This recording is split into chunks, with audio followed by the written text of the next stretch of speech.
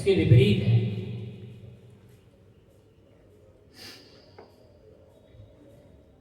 और ऐसी देहात्म बुद्धि के कारण ही और भौतिक सुखों के कारण से हम क्या करते हैं, अपना कर्तव्य भूल जाते हैं।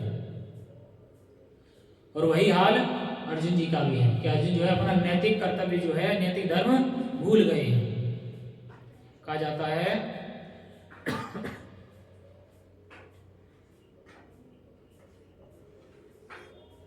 कि दो प्रकार के मनुष्य जो हैं परम शक्तिशाली और जाज्वल्यमान सूर्यमंडल में प्रवेश करने के योग्य होते हैं। कौन है?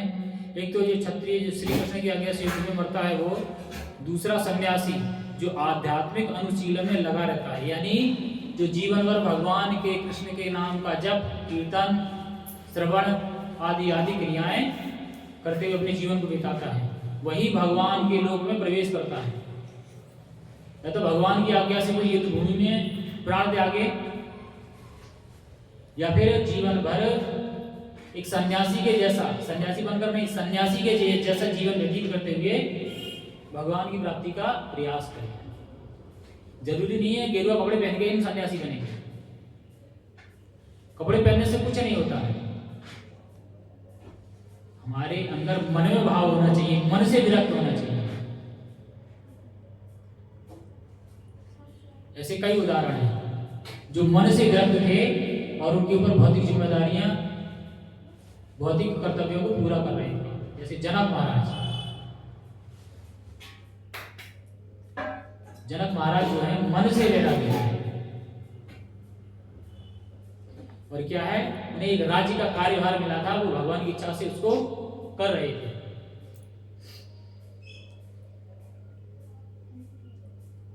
तो इन्हीं सभी बातों को अर्जुन सोचते हुए कहते हैं कि मैं इन संबंधियों को कैसे मार सकता हूं, और इन्हें मारने से मुझे कोई सुख नहीं मिलेगा और मैं युद्ध करने का भी कोई इच्छुक नहीं हूं। अभी थोड़ी देर पहले तो अर्जुन गांडी धारण किए हुए हाथ में धनुष लिए तैयार खड़े थे। मैं देखना चाहता हूं कौन मरने के लिए आया है, किसकी बुद्धि खराब हुई है जो धर्म का साथ देने के लिए और मरने के लिए तत्पर है। जैसे ही भगवान ने कहा कि युद्ध भूमि में उपस्थित बने सके संबंधियों और रिश्तेदारों को देखो, वैसे ही अर्जुन मोहग्रसित हो जाते हैं और तमाम तरह के ज्ञानपूर्ण बातें कहते हैं कि समाज में ये है, समाज में ऐसा है, आदि आदि। आगे किन्नो राजेन गोविंद किं भोगेर जीवितेन वा येषाम् अर्थे कांचितं नो राज्यं भोगा सुखानि च। इसका तात्पर्य क्या है? इसका अर्थ है, आगे और भी श्लोक है। अगले श्लोक में है तैमे अवस्थिता युद्धे प्राणांस त्यक्त्वा धनानि च आचार्यः पितरः पुत्रास् तथैव च पितामहः मातुलाः स्वसुरा पौत्रा श्यालाः सम्बन्धिनस्तथा एतान् हन्तुम् इच्छामि घ्नोतापि मधुसूदन अपितरलोके राज्यस्य हेतु किन्नु मयि कृते निहत्य धार्तराष्ट्रान् का प्रीति स्यात् जनार्दन। अब कितने ज्ञान की बात अर्जुन कह रहे हैं। जैसे कहते हैं ना, वो हमारा रिश्तेदार है, हम उससे कैसे लड़ाई करें, आपस में लड़ाएंगे तो समाज में बड़ा हमारी बेइज्जती होगी, सब लोग मजाक बनाएंगे। लेकिन अर्जुन और भी इससे कुछ और कहते हैं हे गोविंद, में राज्य, सुख और इस जीवन से क्या लाभ, क्योंकि जिन सारे लोगों के लिए हम उन्हें चाहते हैं वे ही युद्ध भूमि पर खड़े। मतलब समाज में कहते हैं ना कि हम दुनिया से लड़ सकते हैं लेकिन अपने लोगों से, परिवार से नहीं लड़ सकते। वही बात अर्जुन जी भी कह रहे हैं। क्यों? देहात्म बुद्धि के आधार पर ऐसा कहा है। अरे जो धर्मी है, वो धर्मात्मा है, चोर है, वो चोर है, अपने परिवार का ही क्यों ना हो, और जो चोरी किया है उसको चोरी का दंड मिलना चाहिए।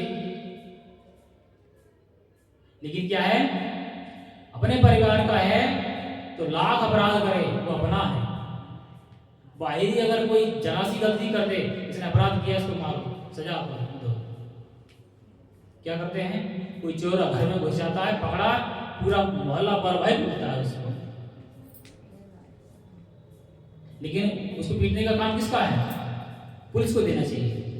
और अपना बेटा चोरी करे तो अरे भैया गलती हो गई छोड़ दे, यही होता है ना। अब तुम्हारा हाथ जोड़ा था ही छोड़ दे, चाहे भले पुलिस को दे दे पर मारा ना, और कोई बाहरी है तो मारो इसको, चोरी किया। तो हम दो तरह का व्यवहार क्यों रखते हैं? उसका कारण है देहात्म बुद्धि। हम न्याय भी देख के करते हैं, अपना और पराई के हिसाब से न्याय होता है। अपना कोई गलत काम किया है तो उसको छुपा दिया, दूसरा कोई गलत काम कर रहा है दुनिया जान गया, सब जान जाएंगे। सही बात है, दुनिया जान जाता। तो अर्जुन जी कह रहे हैं वही युद्ध भूमि में खड़े हैं जिन्हें हम चाहते हैं। आगे कह रहे हैं हे मधुसूदन, जब गुरुजन, पितृगण, पुत्रगण, पितामह, मामा, ससुर, पौत्रगण, साले, श्याला मतलब साले, तथा अन्य सारे संबंधी अपना अपना धन एवं प्राण देने के लिए हमारे समक्ष तत्पर खड़े थे। क्या होता है? तुम्हारा ही पैसा तुम्हारे ऊपर लगा देंगे, हमसे दूर रहो। कोई रिश्तेदार अगर हमसे पैसा मांग के ले गया है तो हम उसको क्या धमकी देते हैं? पैसा नहीं देना हो तो तुम्हारा पैसा तुम्हारे ऊपर ही खर्चा करेंगे, लेकिन देंगे नहीं। अपना भलाई चाहते तो चुपचाप यहाँ से चले जाओ। चाहे तो गरीबों दे देंगे। ये माइक पे नहीं बोल सकते हैं ना, लेकिन यही होता है। रिश्तेदार से पैसा मिल गया, अगर नहीं देना है तो उसको इसी तरह से धमकाया जाता है कि तुमने जो पैसा दिया है वो तुम्हें नहीं देंगे, तुम्हारे ऊपर खर्चा कर देंगे।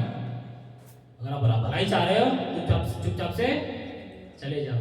वही हाल अर्जुन के साथ हो रहा है कि अर्जुन के ही रिश्तेदार हैं, अगर वो चाहते तो दुर्योधन का विरोध कर सकते थे कि तुम इनके साथ अन्याय मत करो, लेकिन अपना धन, अपनी सेना, अपने संसाधन लेकर अधर्म के साथ खड़े हुए।